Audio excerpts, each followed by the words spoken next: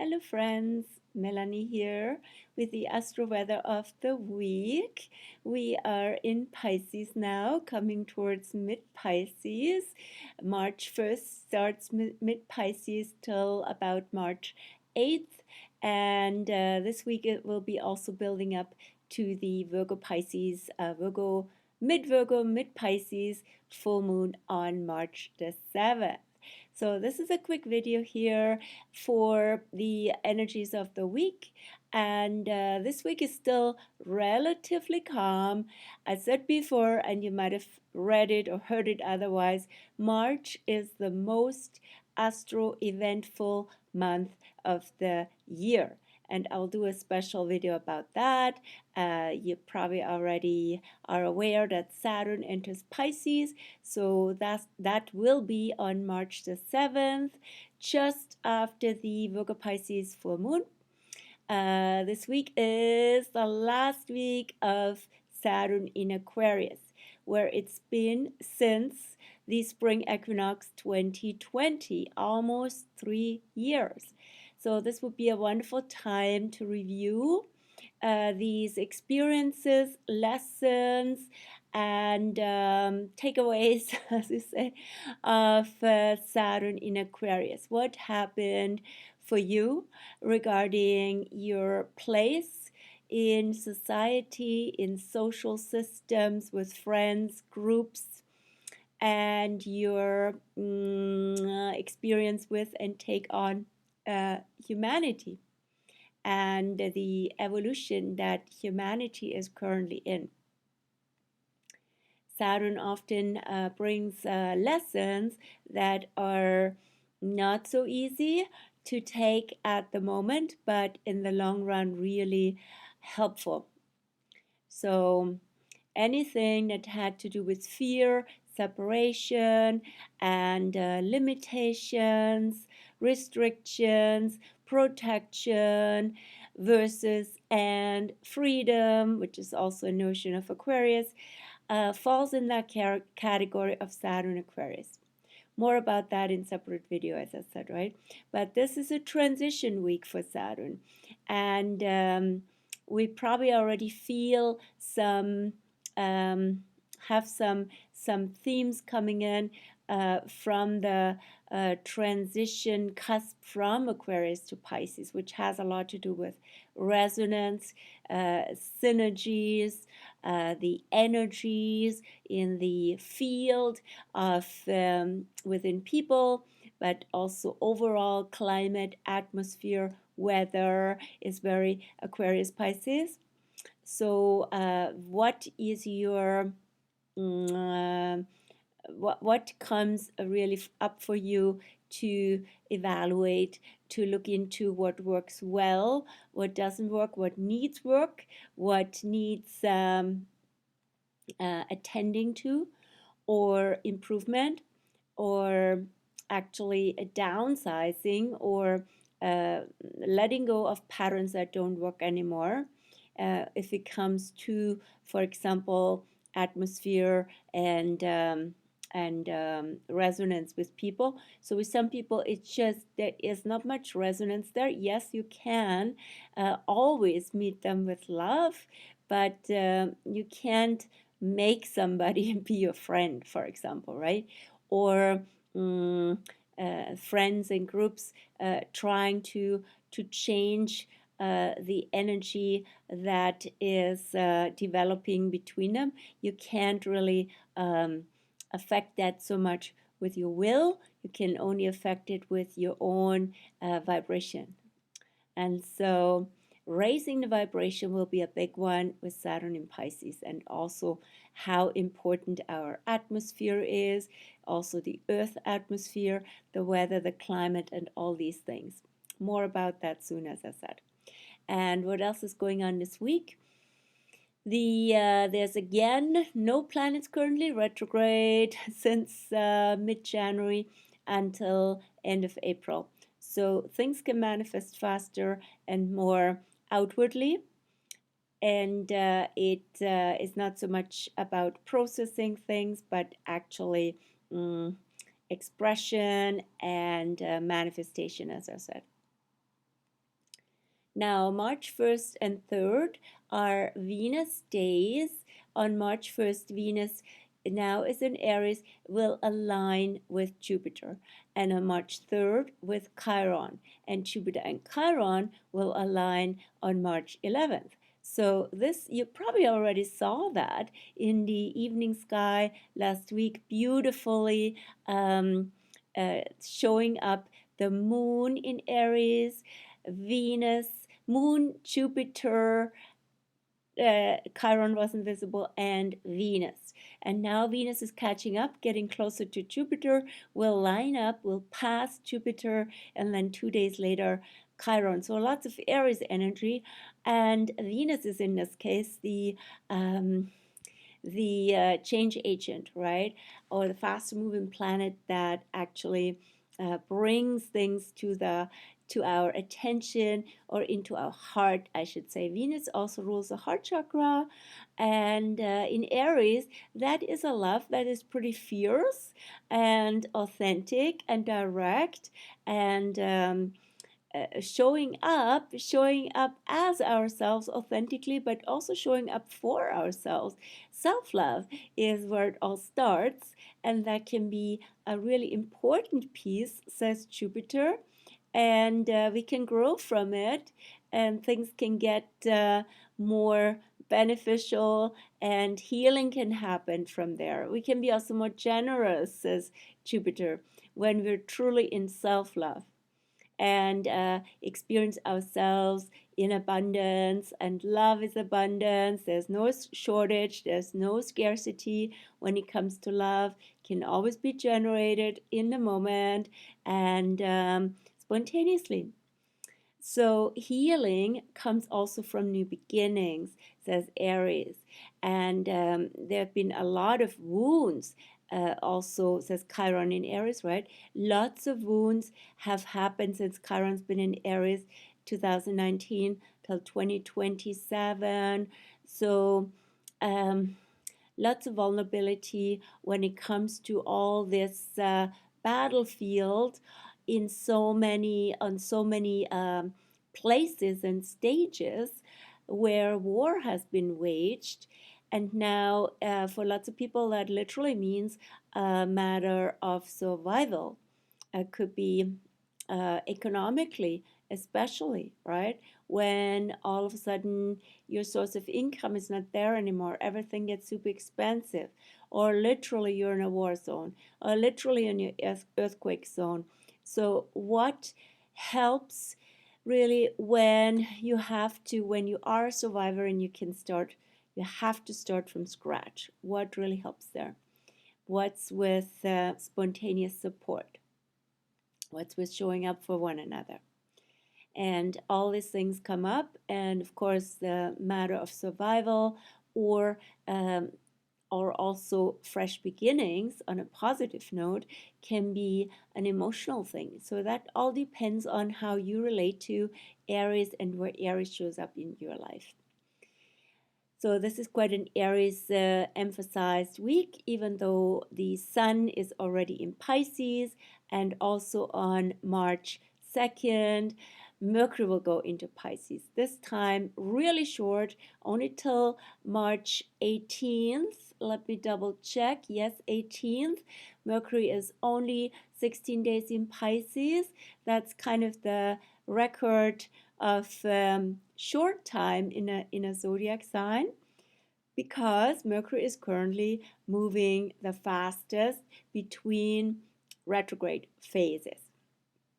So that Pisces theme will be for Mercury to show us the paradoxical and ambiguous nature of a phenomenon of the world, of life, and also of the mind, right? So the mind can be very fluid, literally like quicksilver, and change when vibration is shifting, right? Or when we are in a different energy field. I was at a beautiful forest walk with a friend today, and intentionally we did not speak too much, hardly at all, in that forest part of our walk.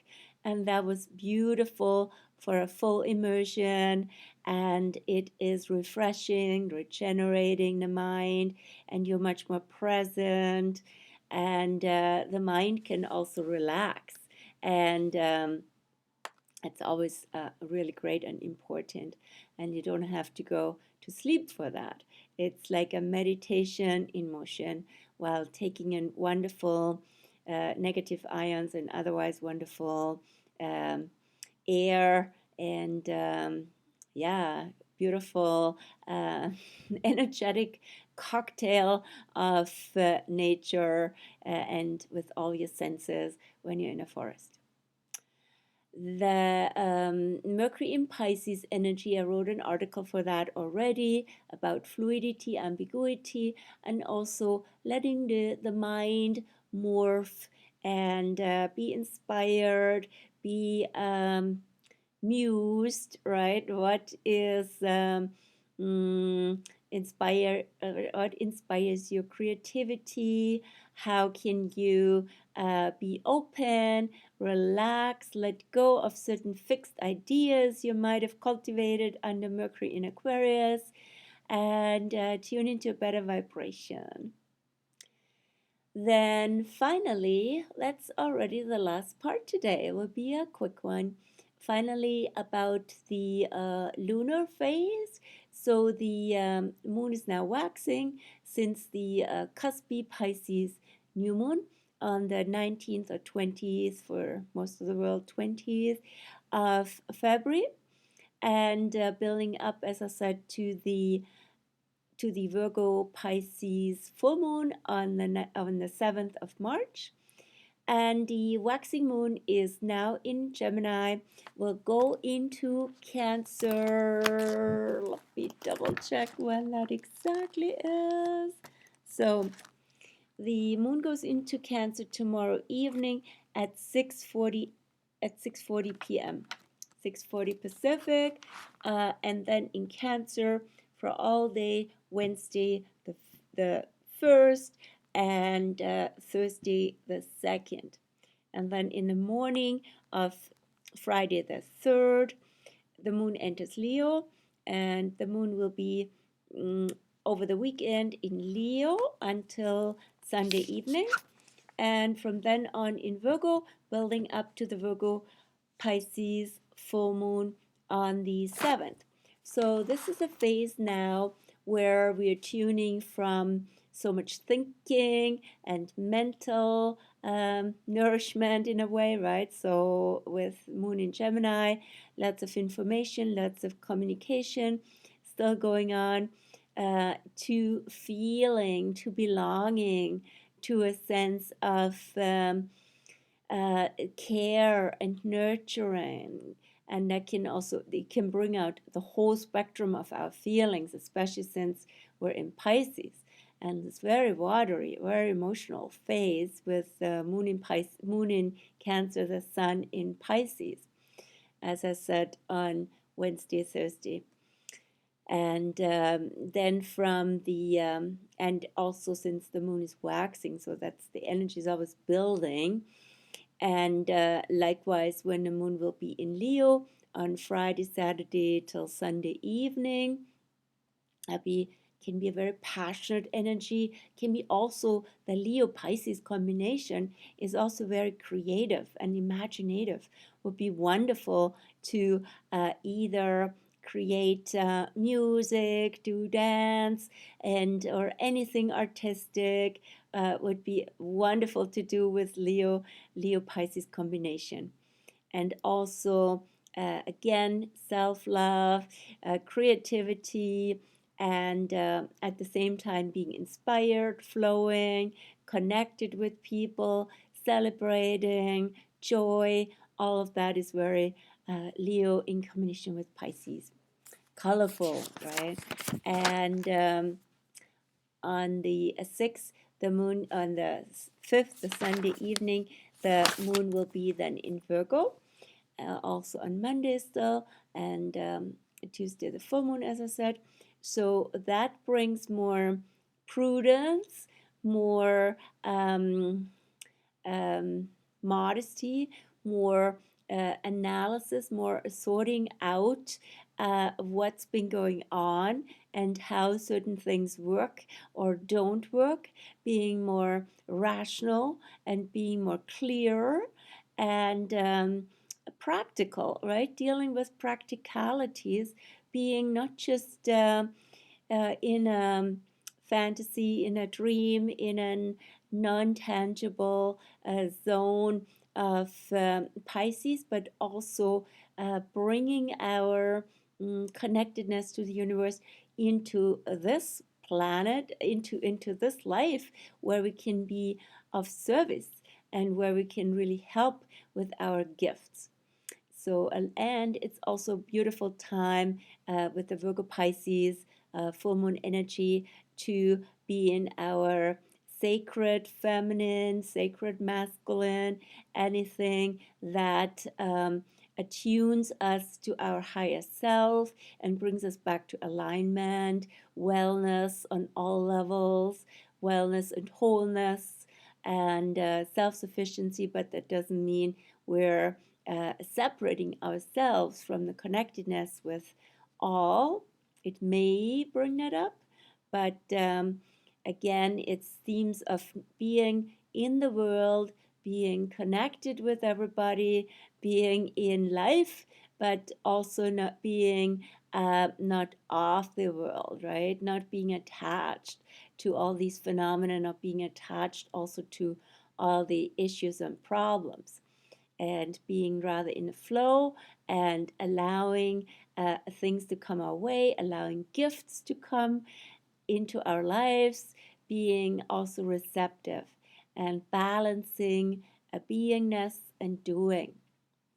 So themes that come up with that. Full moon, of course, I write about it, and then the big theme on the 7th and for this coming month is Saturn going into Pisces, and then end of the month after the spring equinox, new moon in Aries on the 21st will be the uh, first move of Pluto out of Capricorn into Aquarius.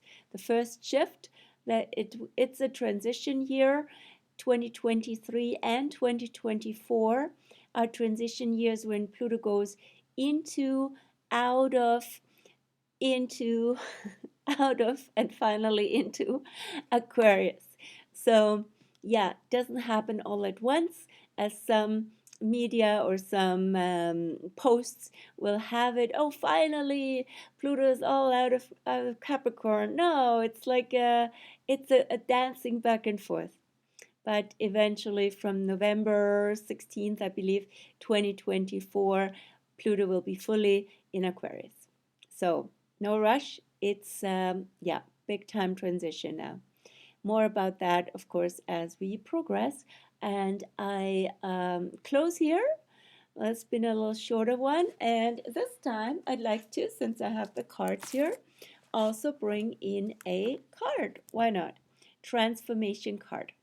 That's always one of my favorite decks to include into a session, or also pick one for myself sometimes.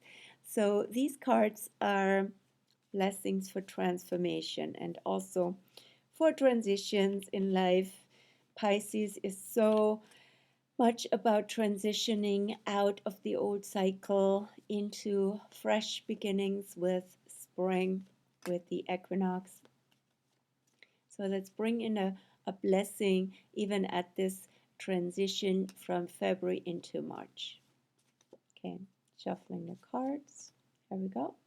And a quick cut, feels like a cut, is in order today. Here is the card. This is great. Okay, so this is in a way very Aquarius Pisces, right? So that is, there is air and water. There's all these energies that are dropping down here or rising, seagulls, flocks of birds, what's going on? So the theme here is the time to time.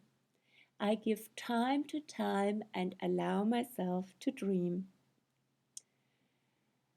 And as if by magic, while I am dreaming, clear-sighted insights come easy, clear-sighted ideas come easy to me.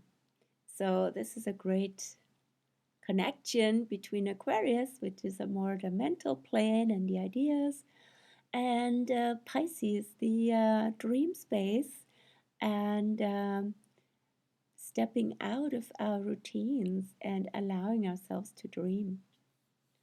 So, wish you well on that note and into March.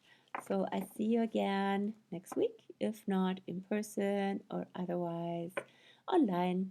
Take care. Have a wonderful week. Bye.